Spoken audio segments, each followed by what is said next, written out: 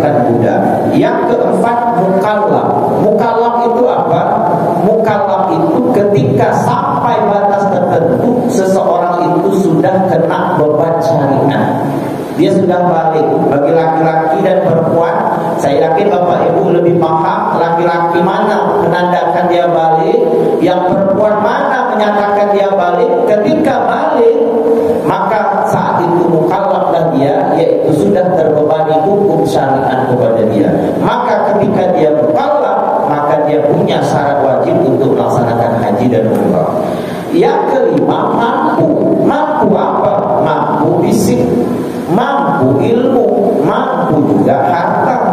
Maka itu orang yang lemah fisiknya tidak menyukupi syarat wajib untuk melaksanakan ibadah haji dan umrah. Mana dalilnya? Allah sendiri menyebutkan dalam Al-Quran, wa man dakhalahu kana aminan walillahi 'alan nasi hijjul baiti man istata'a ilaihi sabila, kata Allah, yaitu orang yang hanya punya kemampuan untuk melakukan perjalanan haji tersebut. Maka itu syarat wajibnya 5.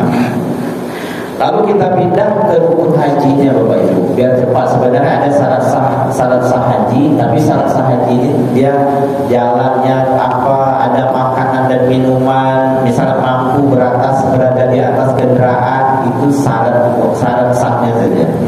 Rukun haji itu 6 Bapak Ibu. Kalau orang tertinggal rukun haji ini ketika haji, maka hajinya tidak sah.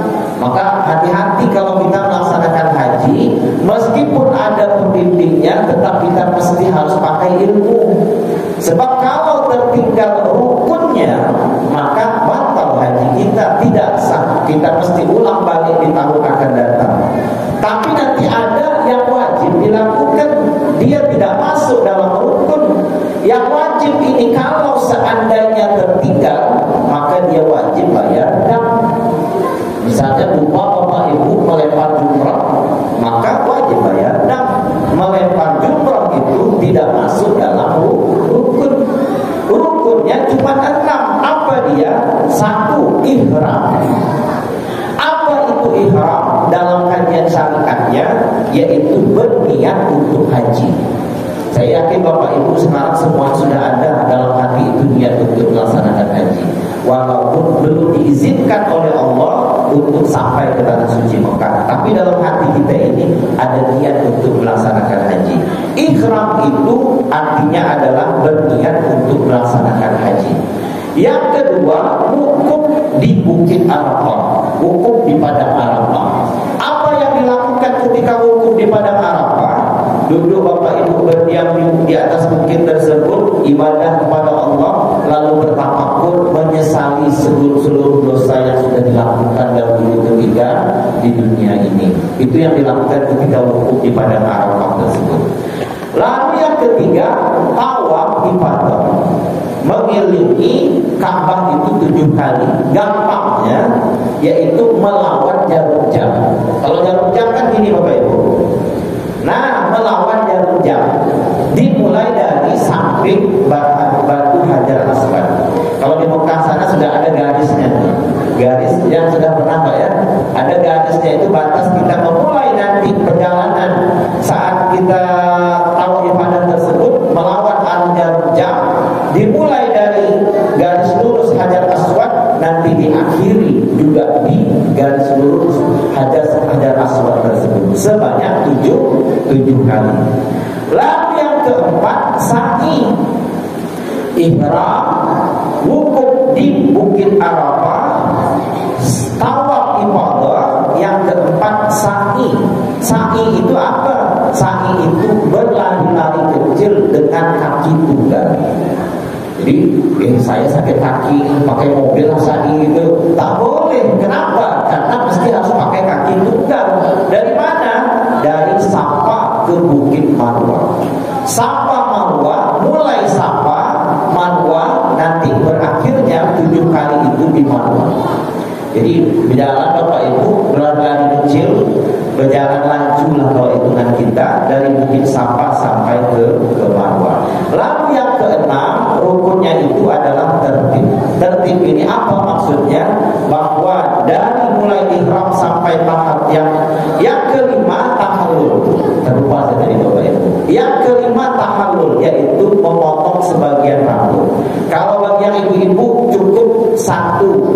Satu apa namanya nih Pak? Kalau anak 1 inci ya, yang biasa bertukar tahu 1 inci lah. Kalau yang laki-laki boleh separuh atau boleh bundel sekalian untuk tahallul tersebut. Maka itu sering kita nengok saudara-saudara kita, tetangga kita kalau balik dari haji langsung jadi bundel kepalanya. Kenapa? Dia tahallul, dia buang semua rambut di kepalanya tersebut. Lalu yang ke-6 tertib, ihram wukuf di Bukit Arafah, tawaf ibadah, sa'i dari Bukit Safa ke Marwah, 5 tahallul, yang terakhir adalah tertib. Lalu ada perkara yang wajib dikerjakan dalam haji tersebut, paling tidak 6 perkara yang kalau perkara wajib ini tertinggal wajib kita bayarkan. Apa dia? Yang pertama, berihram pada miqatnya. Kalau tadi ihram itu rukun, ada niat. Berihram pada miqatnya, nanti Bapak Ibu kalau pergi haji atau umrah ada pembimbingnya, biasa pembimbing sebutkan, Bapak Ibu kita sudah sampai pada miqatnya, sampai pada batasnya, silakan pasang niat, pakai baju ihram, yaitu baju putih tidak berjangkit 2 lembar tersebut. Pakai baju ihram tersebut. Nah saat itu ketika kita pakai baju ihram, niat di miqatnya, itu masuk dalam perkara wajib dalam ibadah haji tersebut. Tapi bukan rukun. Ihramnya rukun, sampai di miqatnya tersebut adalah perkara wajibnya. Yang kedua yaitu bermalam atau berniat bermalam di Musdalifah dan menaruhnya itu waktu tengah malam lewat jam 12. Ini yang kedua. Yang ketiga, bermalam di Mina 2 atau 3 malam.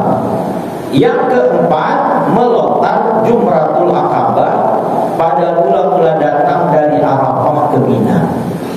Yang kelima, melontar jumrah yang 3 pada tiap-tiap harinya, 3 hari berturut-turut, mulai dari waktu zuhur sampai terbit fajar. Tapi nanti Bapak Ibu kalau naik haji atau umrah ada pembimbing nanti batu kerikilnya pun nanti dihitung sama pembimbing. Bapak Ibu tolong ambil batu kerikilnya 72 buah, ada macam-macam nanti yang disebutkan oleh pembimbing tersebut.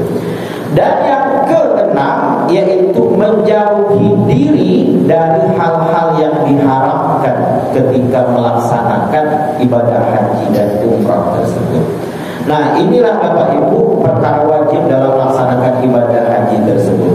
Lalu ada pun perkara-perkara sunnah dalam mengerjakan haji tersebut, yaitu mengerjakan baca talbiyah, baca doa, zikir, istighfar, baca-bacaan waktu tawaf, waktu sa'i dan lain sebagainya. Itu adalah masuk dalam kategori yaitu sunnah dilakukan. Lalu apa bedanya dengan umrah? Umrah sama Bapak Ibu, syarat sah umrah sama.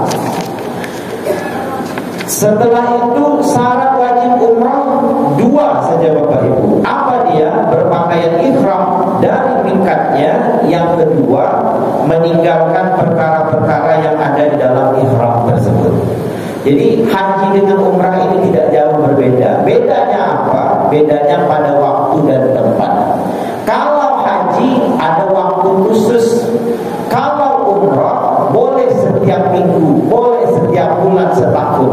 Tapi Rasulullah SAW menyebutkan umrah yang baik itu yaitu ketika bulan Ramadan. Kenapa? Orang yang berumrah di bulan Ramadan itu seolah-olah sama nilainya dengan dia melaksanakan ibadah haji. Itu saja sebenarnya bedanya. Sudah itu tempatnya. Kalau umrah hanya di Mekah, tapi haji itu sampai keluar Mekah. Jadi umrah itu tidak jauh berbeda dengan haji.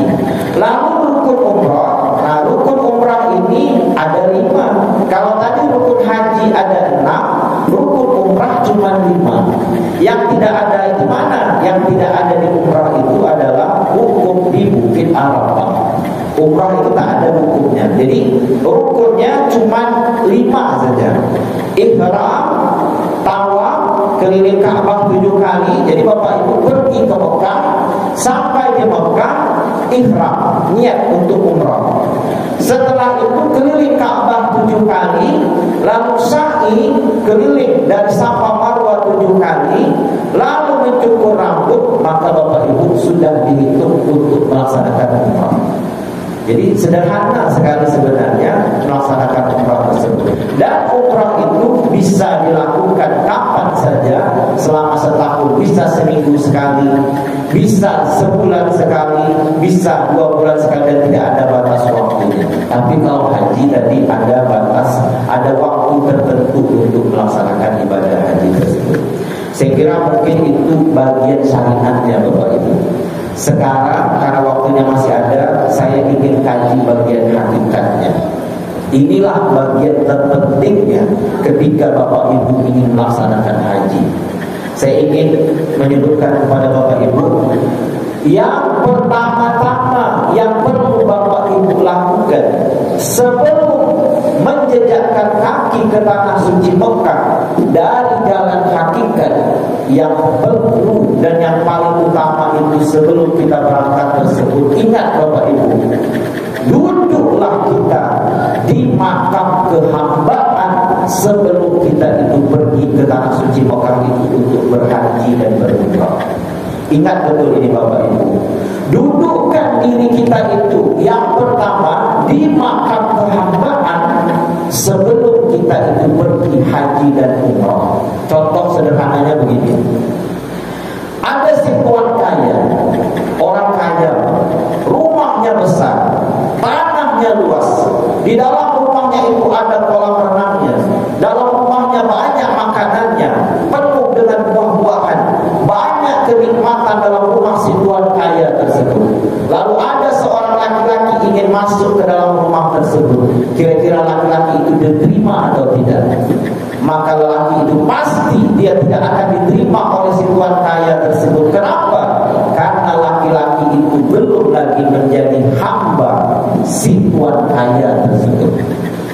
Setelah si laki-laki tadi menjadi hamba si tuan kaya tersebut, setelah dia kenal kepada laki-laki tersebut, laki-laki itu kenal kepada si tuan kaya tersebut, barulah dia diterima untuk masuk ke dalam rumah tersebut. Diterima itu artinya mabrur. Jadi mabrur itu diterima. Kapan dia baru bisa masuk ke rumah si tuan kaya? Setelah dia diterima, mabrur, dijadikan sebagai hamba sahaya si tuan kaya tersebut. Sama juga Bapak Ibu ketika pergi ke tanah suci Mekah tersebut, kalau seandainya belum duduk di makam kehambaan, maka sebenarnya secara hakikat kita ditolak oleh Allah untuk sampai ke tanah suci Mekah tersebut. Maka itu ketika kita sudah jadi hambanya Allah, barulah sebenarnya secara hakikat kita diterima mabrur untuk masuk ke tanah suci Mekah tersebut. Sekarang ada tandanya Bapak Ibu. Apa tandanya bahwa kita ini duduk di makam kehambaan? Apa bukti bahwa kita itu diterima oleh Allah sebagai hambanya? Maka tanda yang pertama, orang itu duduk di makam kehambaan, diakui oleh Tuhan sebagai hambanya pada tingkatan jasad, yaitu ketika sedikit pun tiada kuasa Allah itu tersinggah pada dirinya, barulah dia itu dianggap oleh Allah sebagai hambanya pada tingkatan jasad. Ini tidak main-main nih Bapak Ibu. Yang ini yang perlu kita betul-betul resapi, pahami. Kenapa? Karena pintu awal kita itu mabrur, diterima oleh Allah untuk berangkat haji dan umrah tersebut. Apa dia? Duduk di makam kehambaan. Apa orang yang duduk di makam kehambaan tersebut? Ketika sedikit pun tiada kuasa Allah itu tersinggah pada dirinya, maka barulah dia dianggap sebagai hamba Allah pada tingkatan jasad. Maka itu orang hakikat ketika membahas tentang aurat, aurat itu kan sesuatu yang tidak boleh dilihatkan kepada orang yang bukan mahramnya, Pak. Istri kita pergi keluar rumah, lalu ketika keluar rumah buka jilbab menampakkan auratnya, maka suami akan marah. Kenapa? Karena membuka aurat itu aib bagi suaminya. Maka orang hakikat juga menyatakan seseorang itu ada auratnya kepada Allah. Apa auratnya itu? Auratnya orang hakikat itu kepada Allah itu adalah jasadnya. Sedikit saja terakui diri, maka itu aib bagi orang hakikat di hadapan Allah. Ingat betul ini Bapak Ibu. Sedikit pun nampak jasad, sedikit pun nampak keakuan diri, maka itu aurat bagi seorang ahli hakikat di hadapan Allah, dan itu aib besar orang hakikat kepada Allah. Maka itu setelah nanti seluruhnya tidak ada lagi kuasa Allah itu tersinggah pada diri kita, sedikit pun tidak ada kuasa Allah itu tersinggah pada diri kita, maka barulah kita itu dianggap oleh Allah sebagai hambanya pada tingkatan jasad. Oh Pak Sabri, kalau ada tingkatan jasad berarti ada hamba Allah tingkatan ruh. Ada. Tapi untuk tingkatan ruh ini mau tidak mau terpaksa kita ngaji dulu. Yang ini mau tidak mau khusus yang tingkatan ruh tersebut. Yang ini mesti harus di majlis khusus dia. Pada tingkatan jasad saya ingin sebelahkan Bapak Ibu, jangan sampai seluruh kuasa Allah itu tersinggah kepada kita. Sedikit saja tersinggah, maka batal kita sebagai hambanya. Ini bahayanya Bapak Ibu. Sedikit saja kuasa Allah itu tersinggah pada diri kita, batal kehambaan kita itu di hadapan Allah. Oh, kalau tak karena aku tetangga aku ini, kata dia, tak bisa dia punya rumah. Aku dulu yang carikan dia ini apa? Tanahnya. Kalau tidak karena aku dulu tak bisa anaknya masuk ke SMP itu. Aku inilah orang yang masukkan, katanya. Berarti apa? Dia mengambil kuasa Allah itu, dia lekatkan pada jasadnya. Sedikit saja ada, maka batal kehambaannya di hadapan Allah Subhanahu wa ta'ala. Maka itu buang Pak, buang sifat merasa ini. Agar apa? Agar kita dianggap oleh Allah sebagai hambanya. Setelah dianggap sebagai hambanya, barulah kita itu makhluk diterima ketika masuk ke rumah si tuan kaya tadi, si rumah besar tadi yang penuh kenikmatan, kemuliaan, yaitu tanah suci Mekah tadi Bapak Ibu. Dan waktunya habis Bapak Ibu. Sebenarnya saya ingin sambung tadi ihram hakikat, wukuf di Arafah hakikat itu apa? InsyaAllah itu bulan akan datang. Mungkin inilah yang dapat saya sampaikan Bapak Ibu. InsyaAllah bulan depan kita akan sambung ke ihram, wukuf di Arafah, sampai nanti tahallul pada tingkatan hakikat Bapak Ibu. Agar ketika Bapak Ibu paham ini bisa menyempurnakan haji yang sudah dilaksanakan. Terima kasih banyak Bapak Ibu. Mohon maaf